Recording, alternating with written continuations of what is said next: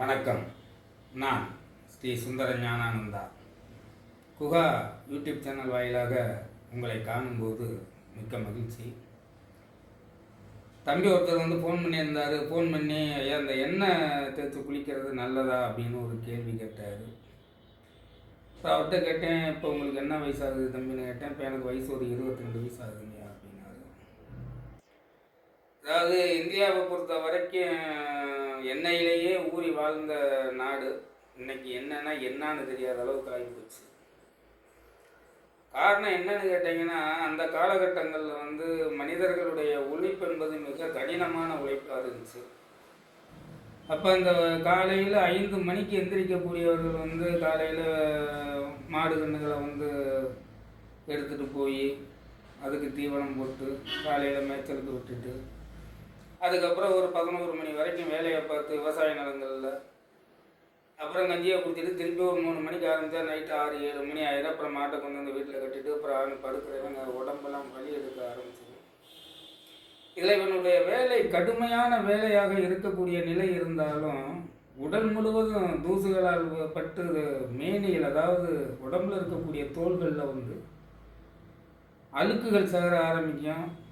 அதே மாதிரி எடுத்துக்கிட்டிங்கன்னா பெரும்பாலும் பெண்கள் அதே மாதிரி தான். காலையில் தூங்கி 4 மணிக்கு எந்திரிக்கக்கூடியவர்கள் வீடு வாசல்களை பெருக்கி தோட்டந்துறவுகளை எல்லாம் சுத்தப்படுத்தி வீட்டில் குழந்தைகளுக்கு, கணவனுக்கு, மாமியாருக்கு, மாமனாருக்கு, நாத்தனாருக்கு, மச்சான், குழந்தைன்னு குடும்பத்தில் இருக்கிற அத்தனை பேர்த்துக்கும் உலையை ரெடி பண்ணி சாப்பாடாக்கி போட்டு அதுக்கு மேலே கையில் இருக்கக்கூடிய 2 மாடவோ ஆடவோ பிடிச்சிட்டு போகிறதெல்லாம் தோட்டந்துறவுகளில் வேலைக்கு போவாங்க. இப்போ என்ன அப்படின்னு பார்க்க போனீங்கன்னா, இந்த உடம்புல அந்த வேர்வை வெயில் காலகட்டங்களில் அந்த வேர்வையில் உடம்புல சுரந்து அதிகமாக சுரந்து அதில் அந்த தூசிகள் உடம்புல படப்பட அந்த தோல்களுடைய தன்மையை மாற்ற ஆரம்பிச்சிடும். அப்புறம் அதை அவங்க அதை சுத்தப்படுத்துறதுக்கு எண்ணெய் குளியலை அந்த காலகட்டத்தில் பயன்படுத்தினாங்க.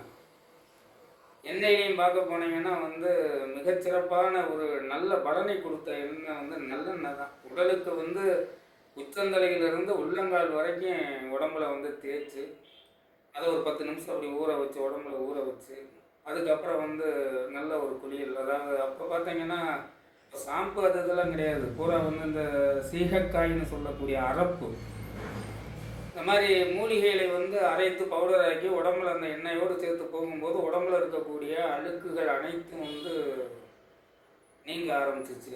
அப்போ அவங்களுக்கு உடம்புல புத்துணர்வு ஏற்பட ஆரம்பிச்சிருச்சு.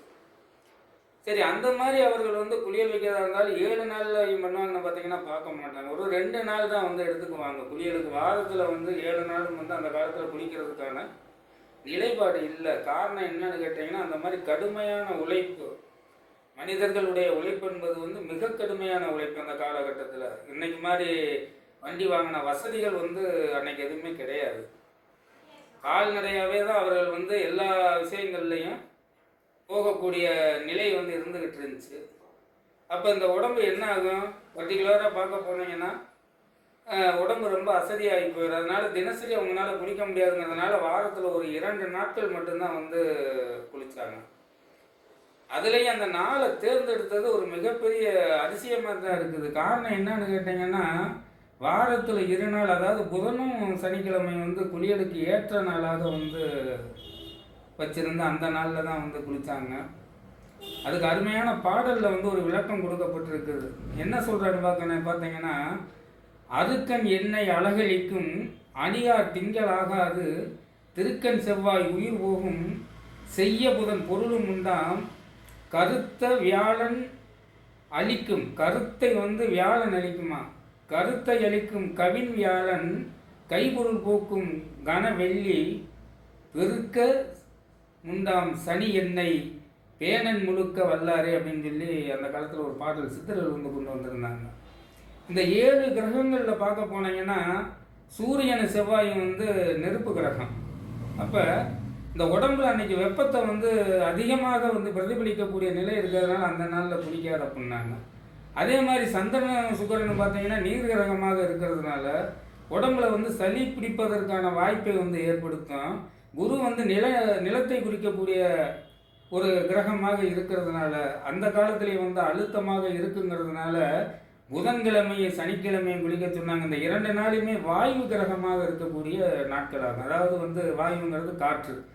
அப்போ இந்த உடம்புல வந்து நம்ம நீரை வந்து உடம்பை சுத்தப்படுத்தும் போது இந்த காற்று வந்து அது உணர வைக்கக்கூடிய நிலையை ஏற்படுத்துங்கிற ஒரு மிக அருமையான ஒரு கண்டுபிடிப்பை கண்டுபிடிச்சு அன்னைக்கு மக்கள் பூரா இயற்கையாக நல்ல வளமாக வாழ ஆரம்பித்தாங்க. அதுலேயும் பார்க்க போனீங்கன்னா பெண்கள் வந்து பெரும்பாலும் வந்து வெள்ளிக்கிழமை அன்னைக்கு வந்து குளியல் போடுவாங்க. அன்னைக்கு வெள்ளிக்கிழமை மங்களகரமாக மஞ்சளை தேய்ச்சி குடித்து கோவில் குளங்களுக்கு போனாங்க வந்தாங்க. ஆனால் இன்றைக்கி இந்த 20ஆம் நூற்றாண்டுக்கு பின்னாடி 21ஆம் நூற்றாண்டு பிறந்துச்சு. 2000 பின்னாடி படிப்படியாக எண்ணெய் தேய்க்கிறத குறைஞ்சி வருஷத்தில் ஒரு நாள் தீபாவளி அன்னைக்கு வந்து எண்ணெய் தேய்ச்சி குடித்தாங்க. இப்போ அதுவும் கிடையாது. பார்த்தீங்கன்னா ஷாம்பு திட்டத்தட்ட 50 பைசாவில் இருந்த ஷாம்பு ₹1 ஆகி அந்த ₹1 இன்றைக்கி ₹1000 வரைக்கும் ஷாம்பு வந்துருச்சு. மனிதன் வந்து உழைப்பு குறைய ஆரம்பிச்சிச்சு. அந்த அளவுக்கு வந்து சீயக்காய் போட்டு குளிக்கிறதோ அதெல்லாம் கிடையாது. அதே மாதிரி குளியல் என்பது இது உடம்புல உழைப்பு இல்லாதனால குளியலும் பெருசாக யாரும் எடுத்துக்கிறது இல்லை. காலையில் எந்திரிச்சு 2 டம்ளர் தண்ணியை தூக்கி ஊற்றிட்டு குளிச்சுட்டு வேலைக்கு போகிறவங்க அதுக்கப்புறம் மேலே வந்து அசந்து தூங்கி வேலையை முடிச்சிடுறாங்க. ஆனால் மாதம் ஒரு முறையாவது முறையாக உடம்புல எண்ணெய் தேய்த்து ஊற வச்சு குளித்து எந்திரிச்சிங்கன்னா உங்களுக்கு கண்டிப்பாக வந்து உங்களுடைய உடம்பில் இருக்கக்கூடிய அனைத்து விதமான நோய் நொடிகளும் குறைவதற்கான வாய்ப்பை ஏற்படுத்தி கொடுக்கும். அதனால் வாரம் முடியாதனாலும் மாதம் ஒரு முறையாவது எண்ணெய் குளியல் வந்து போடுறது நல்லது, குளிப்பது நல்லது அப்படின்னு சொல்லி அவருக்கு ஒரு விளக்கம் கொடுத்தேன். நன்றி, வணக்கம்.